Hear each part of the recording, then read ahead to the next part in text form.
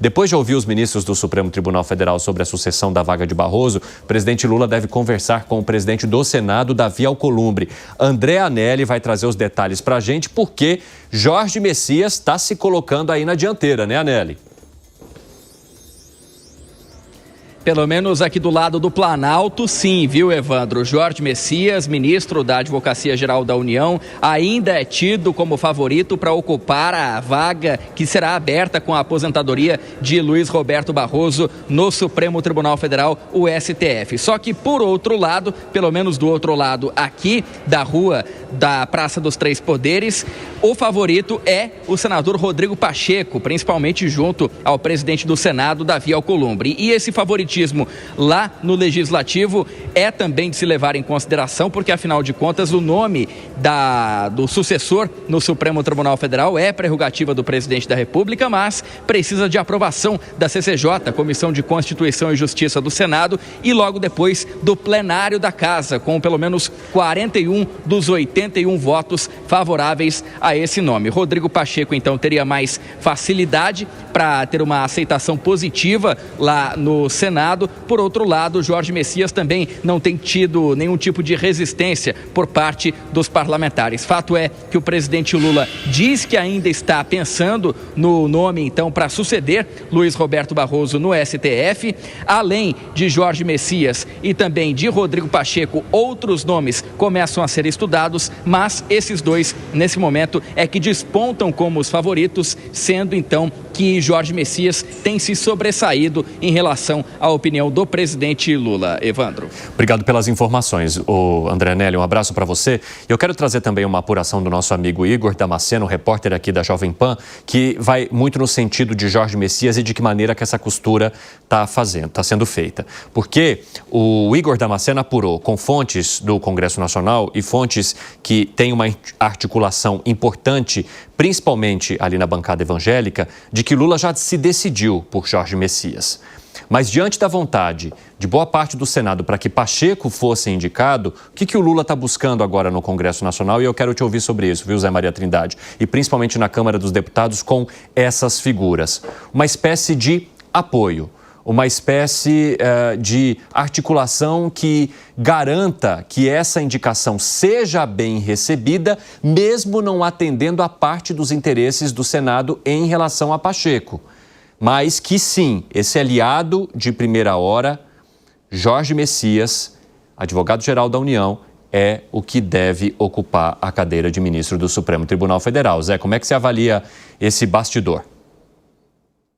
Eu fui atrás exatamente dessas conversas e das articulações.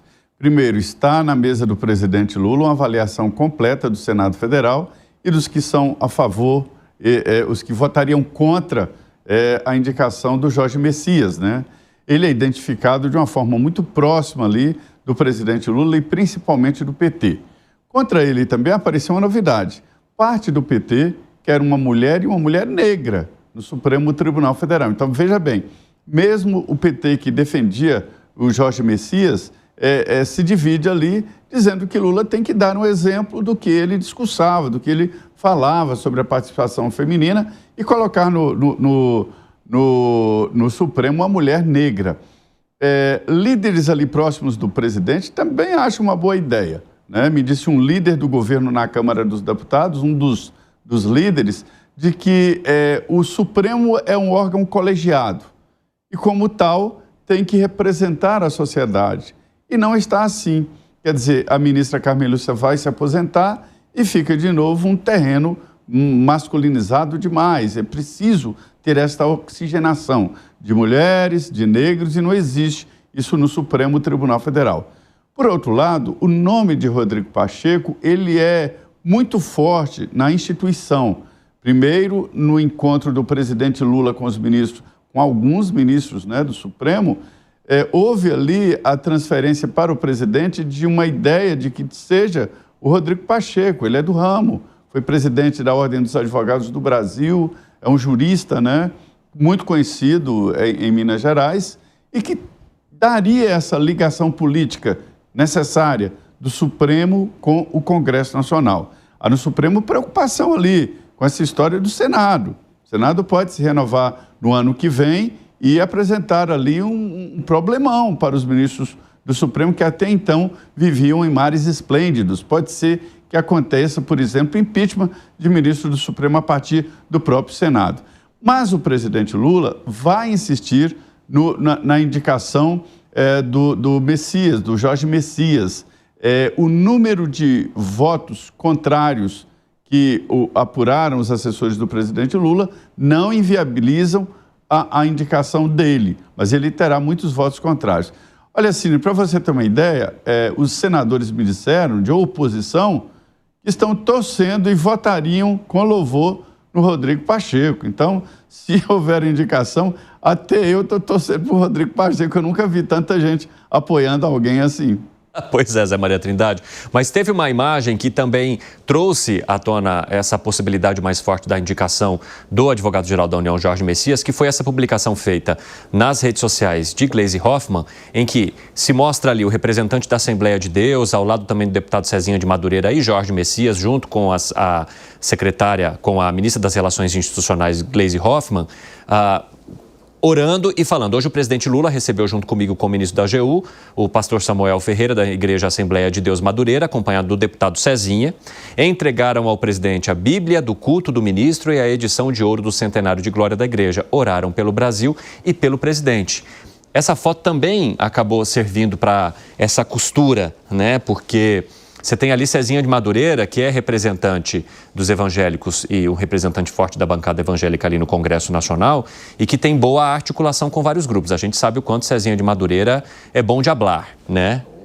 E foi essencial para o Lula, né, durante as eleições. Exatamente. Então, ele poderia ser, por exemplo, esse encarregado. Embora não concorde com tudo aquilo que o governo põe à mesa, mas nesse caso, ter um representante da Igreja Evangélica ocupando uma vaga no Supremo Tribunal Federal é de interesse dessa bancada.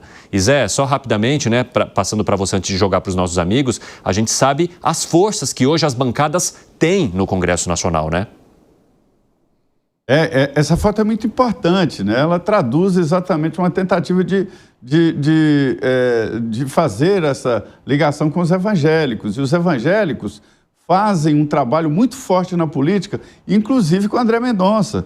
Ele tem uma interlocução muito grande, dizendo que os evangélicos têm que ocupar o espaço político e o espaço de poder. Existe esse trabalho forte. Essa foto é uma foto muito importante, mas só que alguns pastores evangélicos são contra a indicação do Messias.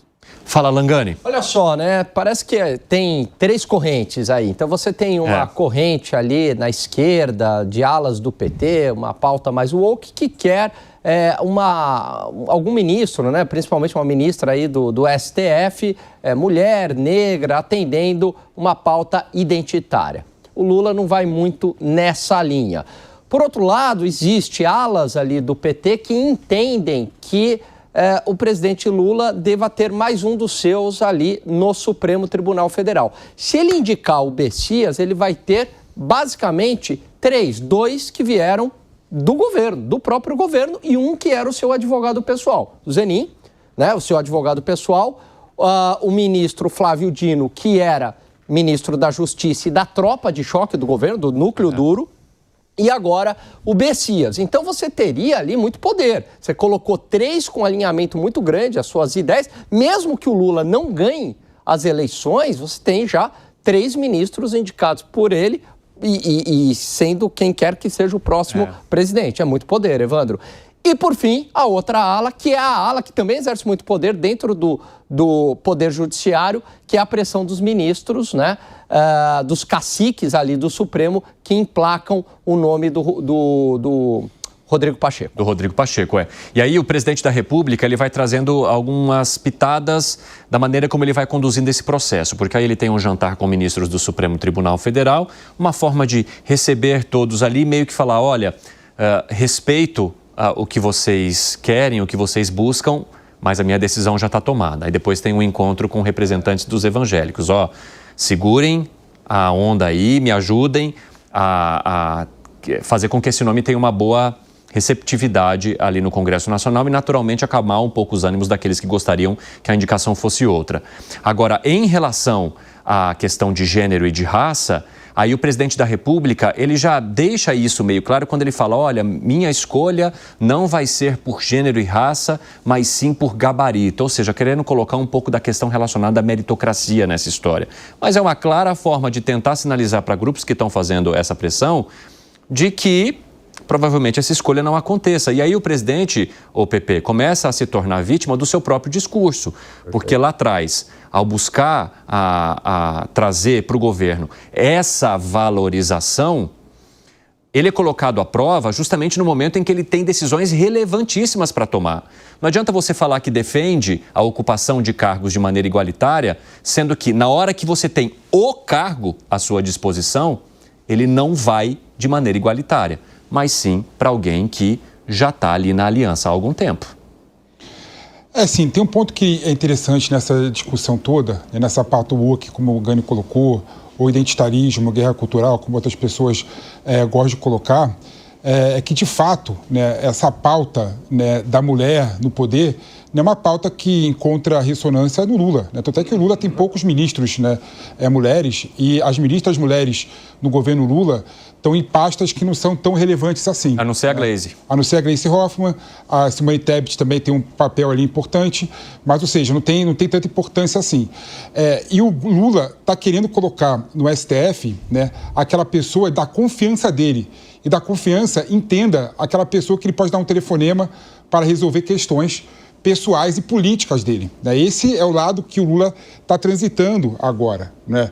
É claro que há mulheres muito mais qualificadas que homens para assumir o STF. Essa discussão está fora, né, de questão. Mas o que está dentro da questão é o seguinte, por que o Lula não tem nenhuma mulher no seu âmbito pessoal e profissional que permite ele ter essa confiança de indicar e dar o telefonema? Essa que é a questão. Né? Mulher não vai ser indicada ao STF porque não existe mulher na assessoria jurídica dele que tenha a confiança dele, porque tem poucas mulheres lá. Né? Esse é o grande problema. Ele confia no Messias porque o Messias é a AGU dele. Confiava no Flávio Dino porque o Flávio Dino foi ministro da Justiça dele. Né? Então, o fato de não ter mulheres, né, no seu centro, né, de poder faz com que o Lula não tenha ninguém que tenha confiança dele para assumir o cargo tão importante. Mas é um absurdo se pegar, por exemplo, a quantidade de ministros do STF, homens, mais de 100, 130 ministros homens, e só 3 mulheres na história. Né? Em 200 anos de Supremo. Em 200 anos. Não tem mulher no Supremo Tribunal Federal, infelizmente, porque não tem mulher nesses centros de poderes. Tem que ter mais mulher nos centros de poderes para fazer isso. Agora, só para concluir, é interessante você ver, por exemplo, que o cargo de AGU é o pulo para assumir a vaga no STF. Foi assim com o Gilmar Mendes, que foi AGU do Fernando Henrique Cardoso, foi assim com o Mendonça, que foi advogado-geral da União do Bolsonaro, e é assim com o Messias, que é advogado-geral da União do Lula. Interessante você fazer essa conexão, a gente não tinha pensado sobre esse aspecto ainda. Fala, ô Bruno Musa. Eu sei muito mais a acrescentar, eu realmente acho que essa pauta identitária, ela tá caindo, eu acho que esse ponto que o Felipe colocou, de 3 mulheres ao longo dos últimos 200 anos, a gente tem que contextualizar historicamente, há 200 anos atrás era completamente diferente a pauta, a mulher vem ganhando mais espaço, e eu sou sempre a favor da meritocracia, é algo que vem acontecendo ao longo do tempo. Concordo com ele também, que não tem naquele âmbito, mas ele, por mais, e aqui talvez seja a primeira vez que eu vou concordar com o Lula em alguma coisa na minha vida, mas talvez ele olhe, não é questão de ser homem ou mulher, é o que o Felipe falou, é o centro e o núcleo de confiança dele ali, e não é uma pauta que tem ressonância nele, e muito dessa pauta começou a cair, até porque você não necessariamente vai encontrar naquela identidade específica que você quer uma pessoa que seja do teu núcleo de confiança. Mas, de novo, é aquilo que a gente sempre sabe, né? E não é surpresa para ninguém. A questão técnica, ela fica de lado. O que vale mesmo é mais politicagem.